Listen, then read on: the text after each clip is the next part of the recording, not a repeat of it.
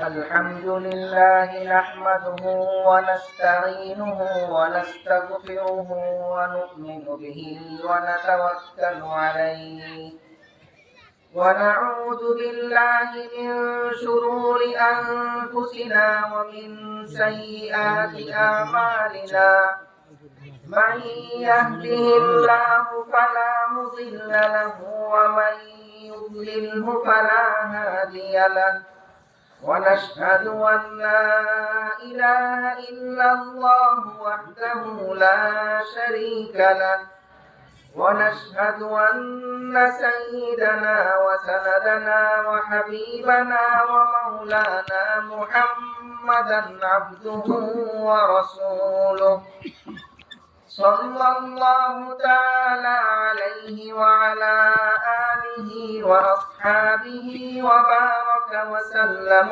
تسليما كثيرا أما بعد فأعوذ بالله من الشيطان الرجيم بسم الله الرحمن الرحيم أولئك الذين أنعم الله عليهم من النبيين والصديقين والشهداء والصالحين صدق الله العظيم وقال رسول الله صلى الله عليه وسلم عليكم بسنتي وسنة الخلفاء الراشدين المهديين أو كما قال عليه الصلاة والسلام اللهم صل على محمد عبدك ورسولك وصل على المؤمنين والمؤمنات والمسلمين والمسلمات وبارك على سيدنا محمد وعلى آله وأصحابه وأزواجه وذرياته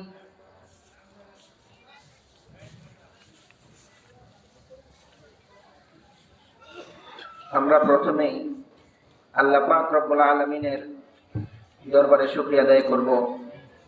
আল্লাহ পাক রব্বুল আলামিন আমাদেরকে এই দুনিয়ার যাবতীয় কাজকর্ম এবং ব্যস্ততা থেকে ফারেক করে এই দ্বীনি মজলিসে আসার এবং বসার তৌফিক দান করেছেন। এজন্য আমরা সকলে হৃদয়ের গভীর থেকে শুকরিয়া আদায় করি আলহামদুলিল্লাহ।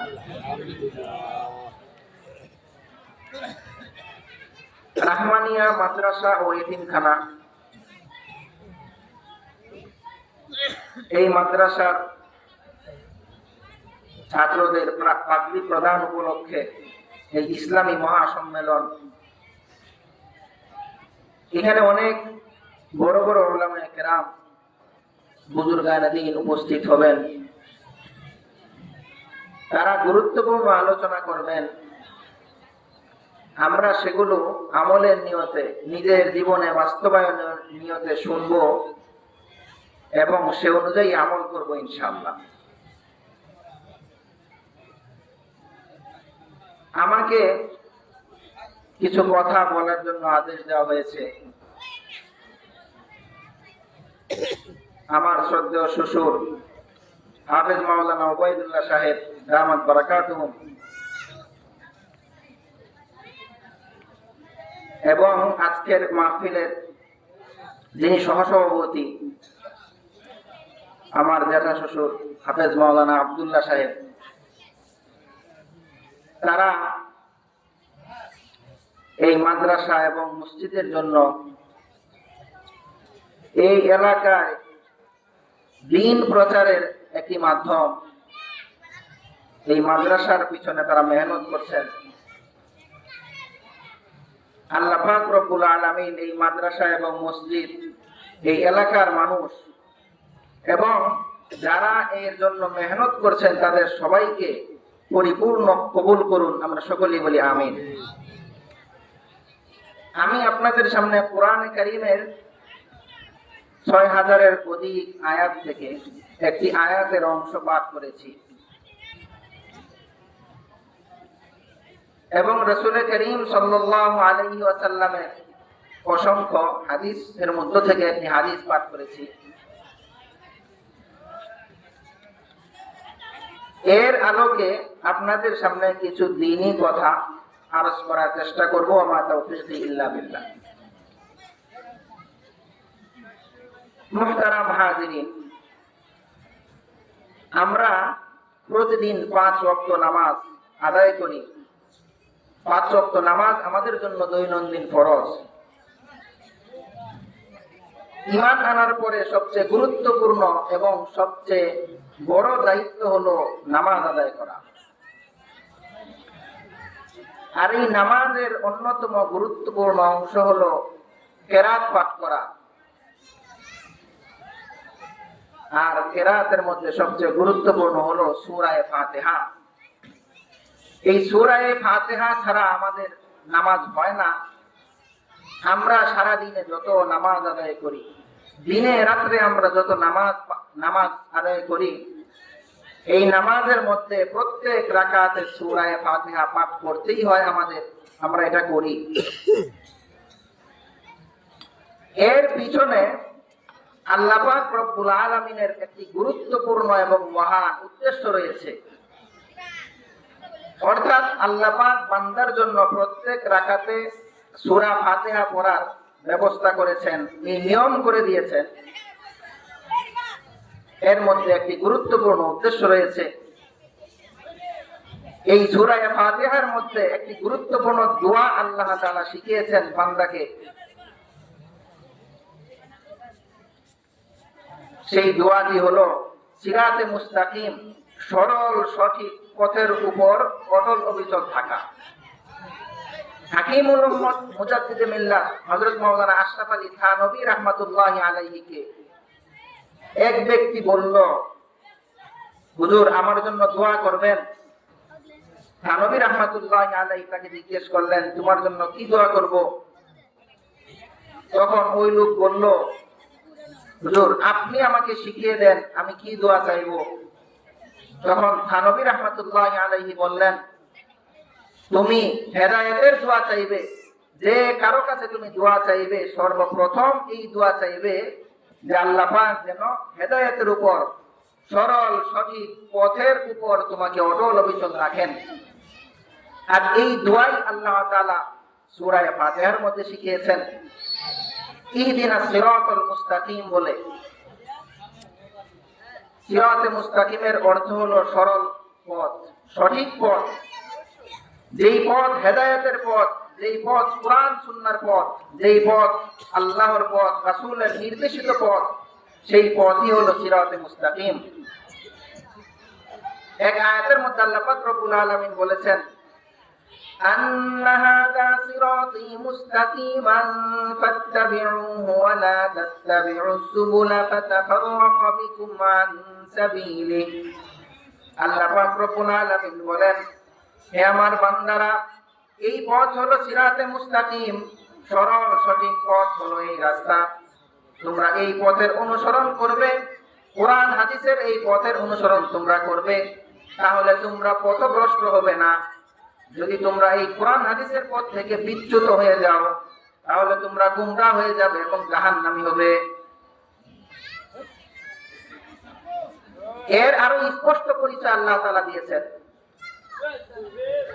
ইহদিনাস সিরাতাল মুস্তাকিম এর পরের আয়াতে আল্লাহ বলেছেন, সিরাতাল্লাযীনা আন'আমতা আলাইহিম গায়রিল মাগদুবি আলাইহিম ওয়ালাদ-দাল্লিন।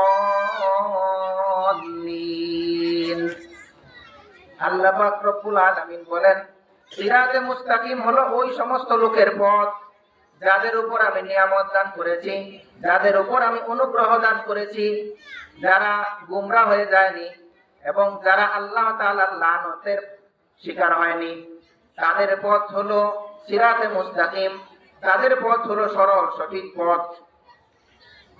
আরেক আয়াতে আল্লাহ পাক রব্বুল আলামিন আরো স্পষ্টভাবে বলেছেন, আল্লাহ পাক বলেন, উলাইকাল্লাযীনা আন'আমাল্লাহু আলাইহিম মিনান নাবিয়্যিনা ওয়াস-সিদ্দীকিনা ওয়াশ-শুহাদা'i ওয়াস-সালিহিন।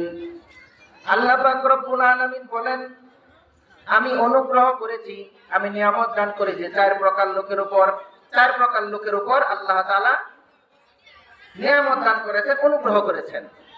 এক নাম্বার হলো নবীগণ, মিনান নাবিয়িন। দুই নাম্বার হলো সিদ্দিকিন, যারা সিদ্দিক। তিন নাম্বার হলো শুহাদা, যারা শহীদ। চার নাম্বার হলো সালিহিন, যারা নেককার। অর্থাৎ সিরাতে মুস্তাকিমের উপর অটল অবিচল থাকতে হলে, সিরাতে মুস্তাকিমের উপর থেকে আমাদের এই দুনিয়ার জীবনকে সফল করে পরকালের জীবনে জান্নাত লাভ করতে হলে চার প্রকার লোকের কারো না কারো অন্তর্ভুক্ত হতে হবে। তাদের পথ, তাদের অনুসরণীয় পথে আমাদেরকে চলতে হবে। এর মধ্যে প্রথম যাদের কথা বলা হয়েছে নবীগণের পথ। নবীদের উপর আল্লাহ তাআলা অনুগ্রহ করেছেন, তাদের উপর আল্লাহ তাআলা তাদেরকে আল্লাহ তাআলা হেদায়েত দিয়ে দুনিয়াতে পাঠিয়েছিলেন। দুনিয়ার মানুষকে সরল সঠিক পথে পরিচালিত করার জন্য তাদেরকে দুনিয়াতে পাঠিয়েছেন।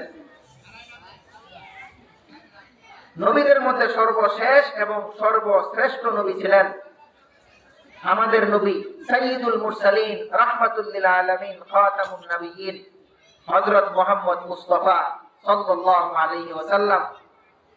তারপরে কিয়ামত পর্যন্ত আর কোন নবী আসবে না। দুনিয়ার কোন মানুষ যদি আল্লাহ রাসূল মুহাম্মদ আরবি সাল্লাল্লাহু আলাইহি ওয়াসাল্লামের শেষ নবী হওয়ার বিষয়টা অস্বীকার করে, এটা যদি কেউ না মানে, এই ক্ষেত্রে যদি কেউ বিন্দু মাত্র সন্দেহ করে, তার ঈমান থাকবে না, সে কাফের হয়ে যাবে। আল্লাহ পাক রব্বুল আলামিন বলেছেন, মা কানা মুহাম্মাদুন আবা আহাদিন মির রিজালিকুম ওয়ালাকিন রাসূলুল্লাহি ওয়া খাতামান নাবিয়্যিন। আল্লাহ পাক রব্বুল আলামিন বলেন সূরা আহজাবের এই আয়াতের মধ্যে, মুহাম্মদ সাল্লাল্লাহু আলাইহি ওয়াসাল্লাম তিনি তোমাদের কারো পিতা নন, তিনি আল্লাহ তাআলার রাসূল এবং সর্বশেষ নবী। আরেক হাদিসের মধ্যে রাসূল আরবি সাল্লাল্লাহু আলাইহি ওয়াসাল্লাম নিজেই স্পষ্ট বলেছেন, আনা খাতামুন নাবিয়্যিন লা নাবিয়্যা বাদি, আমি সর্বশেষ নবী, আমার পরে কিয়ামত পর্যন্ত আর কোন নবী আসবে না। এজন্য হযরত মুহাম্মদ সাল্লাল্লাহু আলাইহি ওয়াসাল্লাম তিনি ছিলেন সর্বশেষ নবী, সর্বশ্রেষ্ঠ নবী, সর্বশ্রেষ্ঠ রাসূল। তারপরে কিয়ামত পর্যন্ত আর কোন নবী আসবে না, এই বিশ্বাস করা একজন মুমিন হিসাবে ঈমানের গুরুত্বপূর্ণ শর্ত। দ্বিতীয় প্রকারে আল্লাহ পাক রব্বুল আলামিন যাদের কথা বলেছেন, মিনান নাবিয়্যিন ওয়াস সিদ্দিকিন।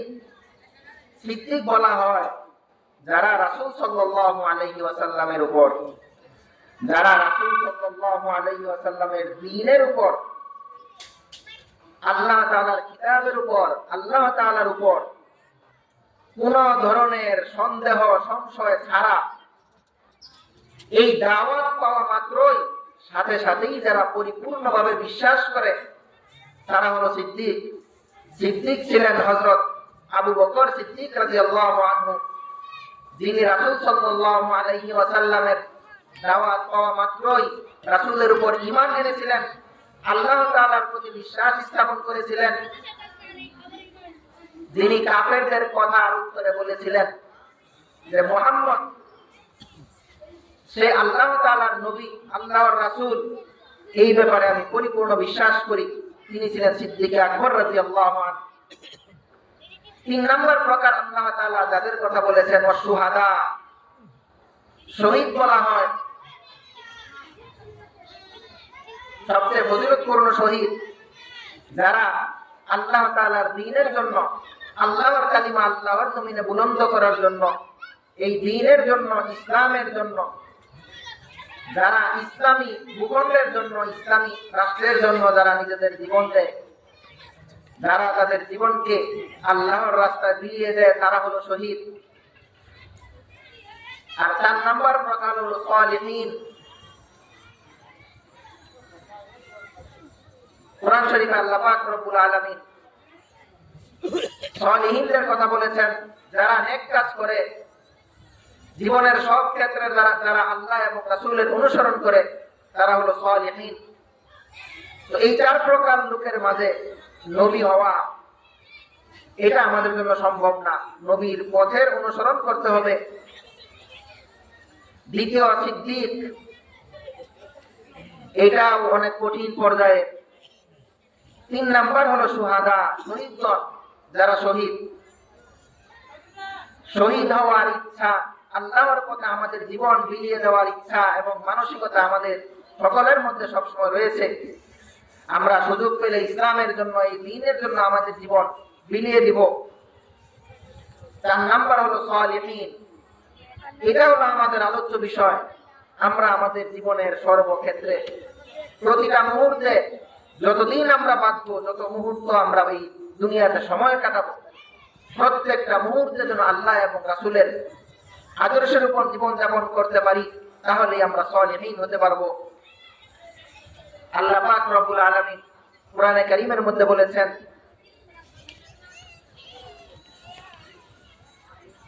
قد أفلح المؤمنون الذين هم في صلاتهم خاشعون والذين هم عن اللغو معرضون والذين هم للزكاة فاعلون والذين هم لفروجهم حافظون।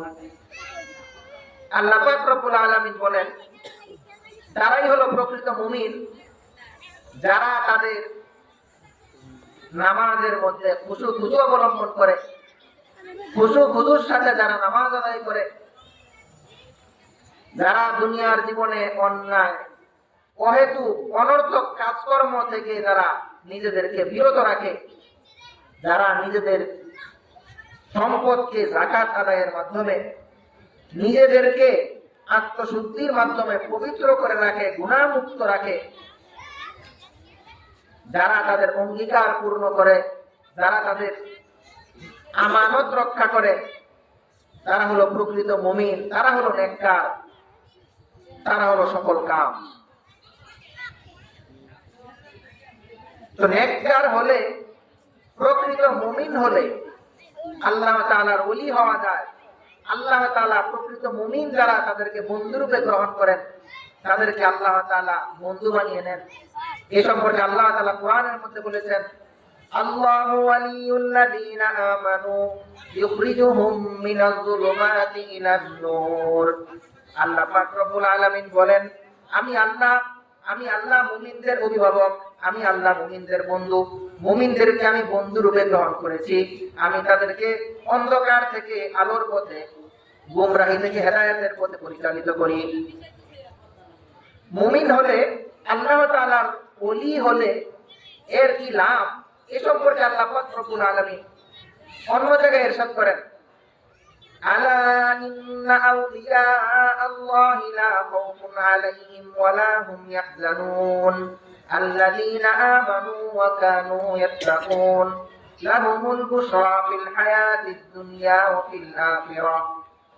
আল্লাহ পাক রব্বুল আলামিন বলেন, শুনে রাখো ও দুনিয়ার মানুষ, যারা আল্লাহ তাআলার ওলি, যারা আল্লাহ তাআলার বন্ধু, তাদের কোনো ভয় নেই, তাদের কোনো পেরেশানি নেই। দুনিয়াতে তাদের কোনো পেরেশানি নেই, আখিরাতেও তাদের কোনো চিন্তা নেই। দুনিয়াতে আল্লাহ পাক রব্বুল আলামিন তাদেরকে পেরেশানি মুক্ত জীবন দান করেন এবং পরকালে আল্লাহ পাক রব্বুল আলামিন তাদেরকে জান্নাত দান করেন। এজন্য আমাদের জীবনে সফল হতে হলে, এই দুনিয়ার জীবনকে সফল করে পরকালে জান্নাত লাভ করতে হলে, এই যে 4 প্রকার লোকের অন্তর্ভুক্ত হওয়া আমাদের জন্য জরুরি।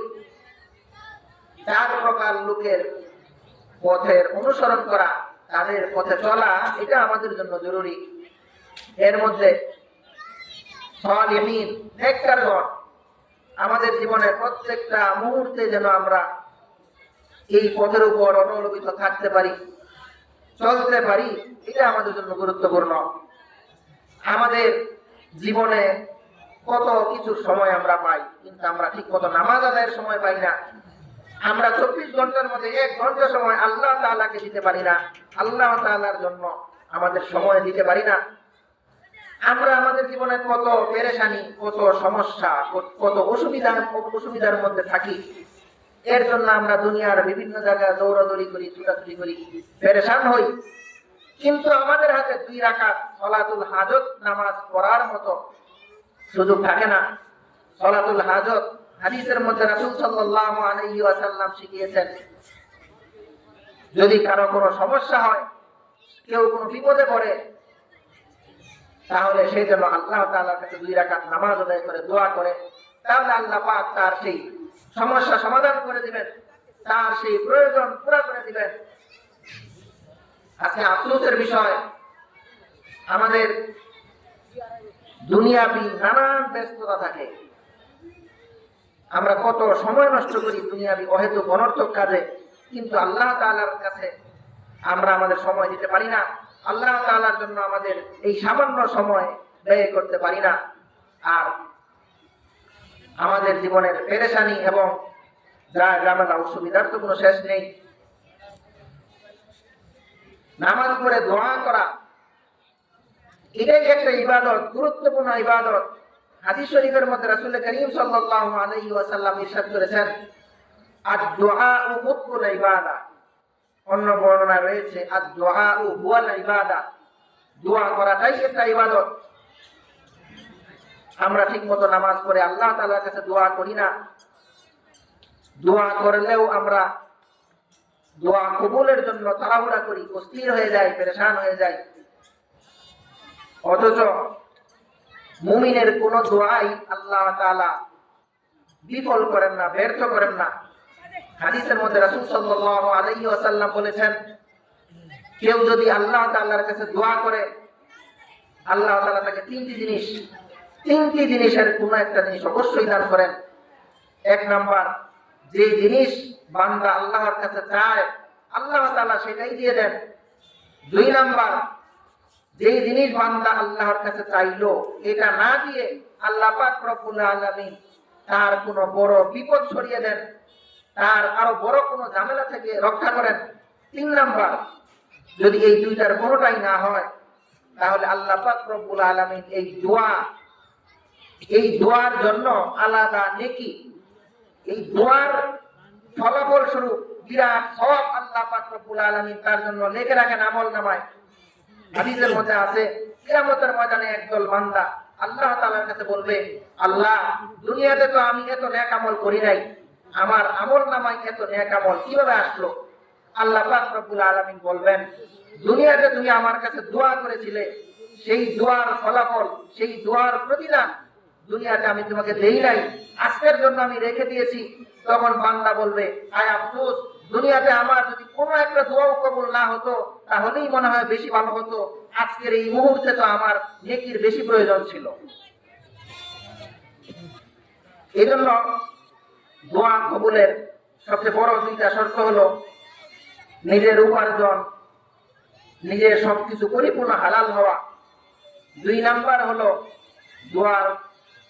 দোয়ার ব্যাপারে, দোয়া কবুলের ব্যাপারে তাড়াহুড়া না করা, অস্থির না হওয়া, পেরেশান না হয়ে যাওয়া, দোয়া করতে থাকা। দোয়া করলে যেই জিনিস আমি আল্লাহর কাছে চাইলাম সেটা না পাইলেও এই দোয়া বিফল না, দোয়া অনর্থক না, এর অবশ্যই সওয়াব এবং প্রতিদান আল্লাহ পাক রব্বুল আলামিন আমলনামায় লিখতেই থাকেন। কবি বলেছেন, मायूस ना हो अहले जमीन अपनी खता से, मायूस ना हो अहले जमीन अपनी खता से, कि तकदीर बदल जाती है मुत्तर की दुआ से, कि तकदीर बदल जाती है मुत्तर की दुआ से। কবি বলেন, দুনিয়ার মানুষ যেন হতাশ না হয়। দুনিয়ার মানুষ সে যত গুনাহগার হোক, সে যত অন্যায় করুক, সে যেন হতাশ না হয়, নিরাশ না হয়ে যায়। সে যেন আল্লাহ তাআলার কাছে দোয়া করতে থাকে, তার পেরেশানি দূর করার জন্য আল্লাহ পাকের কাছে দোয়া করবে, গুনাহ মাফের জন্য আল্লাহ পাকের কাছে দোয়া করবে। কখনোই যেন হতাশা এবং নিরাশায় না ভুগে, কারণ দোয়ার দ্বারা আল্লাহ পাক রব্বুল আলামিন তকদীর পরিবর্তন করে দেন। এজন্য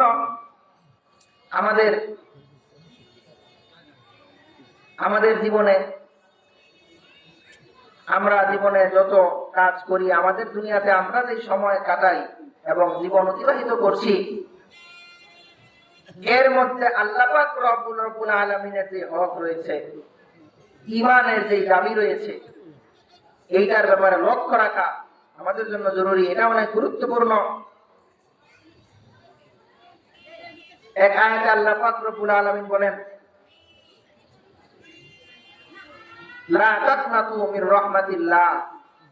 আল্লাহ পাক রব্বুল আলামিন বলতেছেন, হে আমার বান্দারা, যারা তোমরা গুনাহ করেছো, যারা নিজেদের উপর জুলুম করেছো, তারা কখনোই আমার রহমত থেকে হতাশ হয়ো না। তোমরা আমার কাছে চাও, আমার কাছে দোয়া করো, আমার কাছে গুনাহ মাফ চাও, তাহলে আমি তোমাদের গুনাহ মাফ করে দিব। আল্লাহ পাক রব্বুল আলামিন এরকম বিভিন্ন জায়গায় বিভিন্ন ভাবে বান্দাকে উদ্বুদ্ধ করেছেন, উৎসাহিত করেছেন। আমরা দুনিয়ার জীবনে কোনো মানুষের কাছে যদি আমরা বেশি চাই, বারবার একটা জিনিস চাই, তাহলে একটা পর্যায়ে বিরক্ত হয়, এই মানুষটা বিরক্ত হয়, আমরা এরকমই, আমরা নিজেরাও বিরক্ত হই। কিন্তু আল্লাহ তাআলা হলেন একমাত্র সত্তা, এমন সত্তা যিনি বারবার চাইলে বিরক্ত হন না, বরং যে বান্দা তার কাছে যত বেশি প্রার্থনা করবে, যত বেশি দোয়া করবে, যত বেশি চাইবে, আল্লাহ তাআলা তার প্রতি তত বেশি খুশি হবেন। বুজুর্গানে দ্বীন এরকমও লিখেছেন, অনেক বান্দা এরকম রয়েছে, অনেক মানুষ এরকম রয়েছে যাদের দোয়া আল্লাহ তাআলা সাথে সাথে কবুল করেন না। তারা যে জিনিস চায় আল্লাহ পাক রব্বুল আলামিন সাথে সাথে এটা দিয়ে দেন না।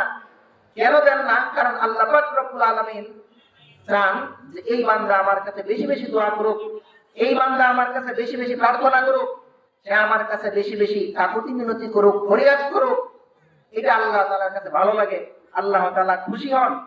এই জন্য আল্লাহ পাক রব্বুল আলামিন সাথে সাথে তার চাওয়া জিনিস দিয়ে দেন না। এই জন্য এই নামাজ পড়া, দোয়া করা, নামাজের মধ্যে আল্লাহ পাক রব্বুল আলামিন আমাদের জীবনে যত সমস্যা রয়েছে সব কিছুর সমাধান রেখেছেন নামাজের মধ্যে।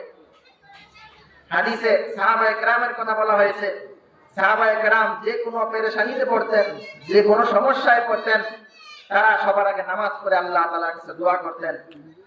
এমনকি তাদের জুতা ছিঁড়ে গেলেও, জুতার ফিতা লাগানোর জন্য জুতা ছিঁড়ে গেলেও, এটাও একটা বিপদ, এটাও একটা সমস্যা, তারা আগে আল্লাহ তাআলার কাছে দোয়া করতেন। এরপরে তারা সেই সমস্যার জন্য প্রয়োজনীয় ব্যবস্থা নিতেন। তো নামাজ পড়া এবং দোয়া করা এটা অত্যন্ত সহজ এবং গুরুত্বপূর্ণ, উপকারী, প্রয়োজনীয় অনেক আমল। সারাদিনে 24 ঘন্টা সময়ের মধ্যে এই 5 ওয়াক্ত নামাজ আদায় করতে সর্বোচ্চ 1 ঘন্টা সময় লাগতে পারে। আমরা যদি আমাদের 24 ঘন্টা সময় থেকে 1 ঘন্টা সময় আল্লাহ তাআলার কাছে দিতে না পারি, আল্লাহ তাআলার জন্য আমরা আমাদের 1 ঘন্টা সময় ব্যবহার করতে না পারি, তাহলে আমাদের জীবনে মুমিন হয়ে আমরা কেমন মুমিন হলাম, আমাদের ঈমানের অবস্থাই বা কি রইল? এই জন্য আমরা এখন থেকে নিয়ত করব, এই মুহূর্ত থেকে নিয়ত করব, আমরা আমাদের জীবনে কখনোই নামাজ ছাড়বো না, নামাজ কাজা করব না, এবং আমরা আমাদের জীবনের প্রত্যেকটা পেরেশানি, প্রত্যেকটা সমস্যায় আমরা আল্লাহ তাআলার কাছে চাইবো, আল্লাহ তাআলার কাছে দোয়া করব। আমরা দোয়া এবং নামাজ আমাদের জীবনে কখনোই ছাড়বো না। আমরা এই নিয়ত করব। আল্লাহ পাক রব্বুল আলামিন আমাদেরকে এই কথাগুলোর উপর আমল করার তৌফিক দান করুন। আমাদের জীবনকে এই 4 প্রকার লোকের পথে চালানোর তৌফিক দান করুন।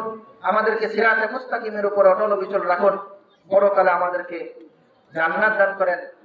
আমরা সকলে বলি আমিন। ওয়া আখিরু দাওয়ানা আলহামদুলিল্লাহি রাব্বিল আলামিন।